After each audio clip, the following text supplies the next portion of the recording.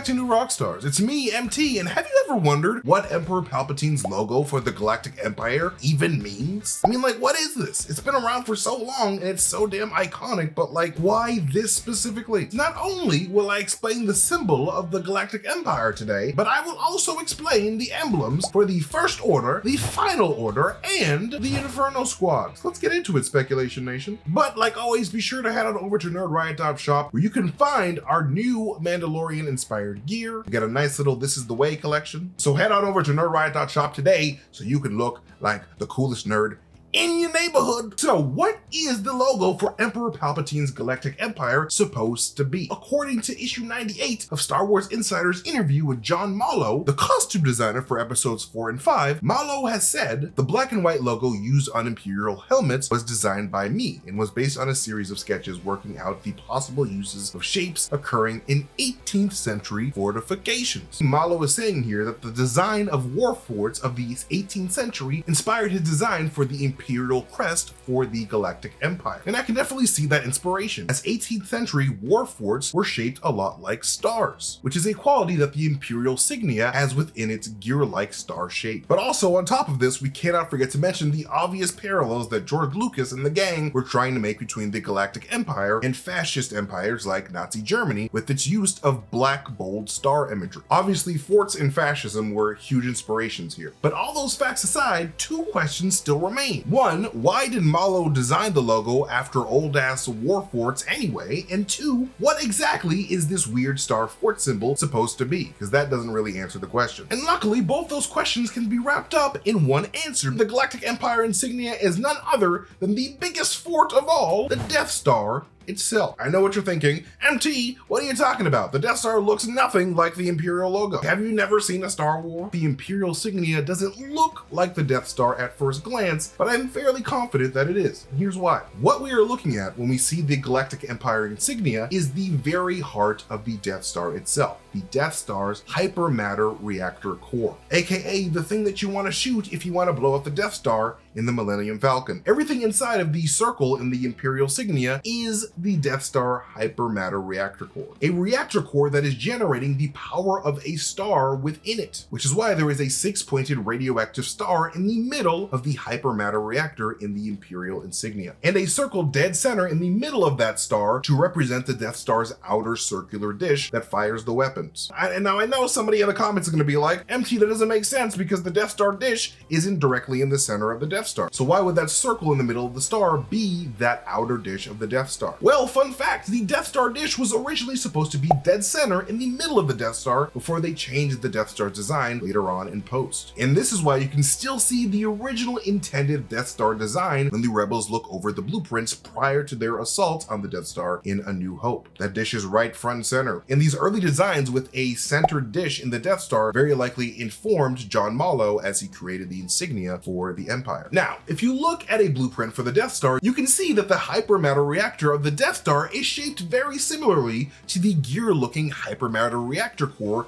found within the Imperial insignia. But time out now, what is hypermatter? Well, in Star Wars, when a star explodes and causes the planets nearby to crack open and have their planetary cores exposed, the radiation turns the matter within those cores into hypermatter. And hypermatter is the type of star fuel that starships use to go into light speed when someone tells Chewie to punch it. Hypermatter is a super powerful energy source made from repurposed star matter that the Emperor was using to generate star energy to power his ultimate superweapon of death, which is why the installation was called Palpatine's Death Star, because the power of a star lies within the reactor core, and that is literally what the insignia is trying to tell us. And why would Emperor Palpatine choose the Death Star as his symbol for the Galactic Empire? Simple. The Death Star is a scary ass superweapon, and fear is the way of the Sith. At its core, Star Wars is a tale about light and hope versus fear and darkness. That's literally all it is. The Sith, especially Darth Sidious, use fear as their greatest weapon, as they believe that wielding fear is the only way to be truly strong and get what you want in the galaxy. Fear is the core of the dark side of the Force. Palpatine, being the ultimate Sith Lord of fear in the galaxy, will always use his ultimate symbols of fear as his insignias. And that's the secret, everybody. All 4 of Palpatine's emblems are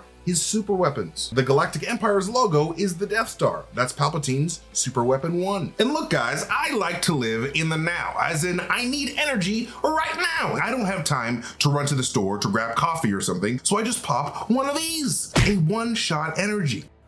Well, I feel the energy coming to my body already. Jesus Christ, here you go. One-shot energy chews are a healthy and convenient energy boosting supplement candy for gamers, athletes, YouTube hosts, and everyone really. Each energy chew has 75 milligrams of pure caffeine plus 600 milligrams of additional nootropics to give you a serious energy boost that works immediately as you chew. And man, does it work. Like as I was chewing that, I felt the alertness and power coursing through my veins. Like put it directly into my veins, I say. The focus chews are great when you need to concentrate, and they give you a natural boost of energy with B, C, D, and E vitamins, plus zinc to help with immune system support and the amino acid tyrosine. But my favorite ingredient is the blue raspberry flavor, Rasbosine. Both energy chews and focus chews are plant-based, naturally sweetened, and designed to give you the energy and focus that you need without a bunch of fillers and chemicals and shit. So get started with One Shot Energy today by going to oneshotenergy.com/newrockstars for 10% off of your order. That is oneshotenergy.com/newrockstars for 10% off your order. And we thank One Shot Energy for sponsoring this video and giving all the viewers the extra shot of energy that they need to survive and thrive and be nerdy all the time. And what's Palpatine's super weapon 2? A little something called Operation Cinder. And it's a protocol that Palpatine placed should he ever die to have satellite dishes of lasers destroy a bunch of planets in his empire as punishment for the Empire failing to prevent his death. The most pettiest move of all time. It was super messed up. Like Naboo almost got destroyed from there. A planet called Vardos got destroyed by it. And remember when Bill Burr's character Miggs Mayfeld shot that Imperial officer in Mando season 2? It's because he was traumatized from Operation Cinder when that super weapon destroyed the entire planet of Burnin Khan. Now, if you played Star Wars Battlefront 2, you'll know that it was the job of Iden Versio's Inferno Squad to make sure that Palpatine's Operation Cinder went exactly as planned, which is why their logo is literally 3 laser beams of Operation Cinder hitting a circular planet. They were meant to bring the inferno of Operation Cinder, and their logo reflects that. It's literally Operation Cinder. And Palpatine's Super Weapon 3 was, of course, the First Order's Star Killer base. And the First Order's logo is exactly that, a star being darkened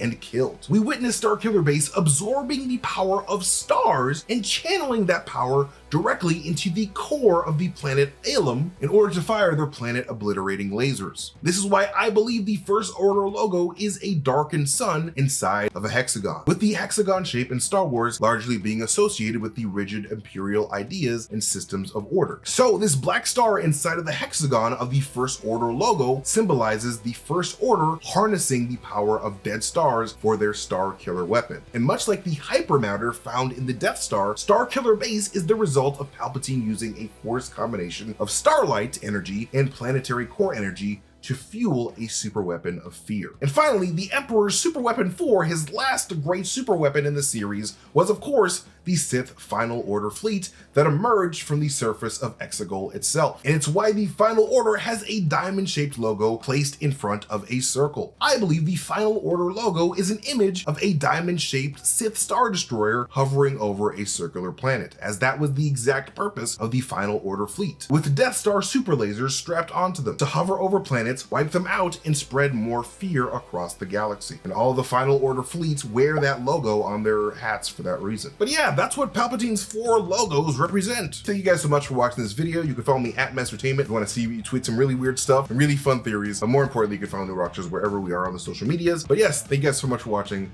I love you guys so much, and I'll see you guys later. Goodbye.